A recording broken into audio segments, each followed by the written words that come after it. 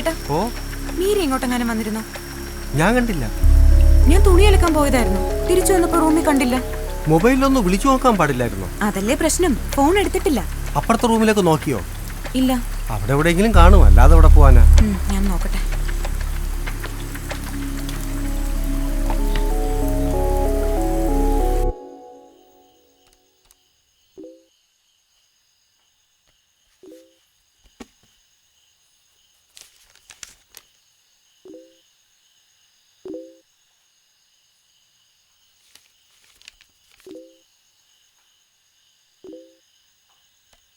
എത്ര പേരുണ്ട് ഇപ്പൊ ഓൺലൈൻ?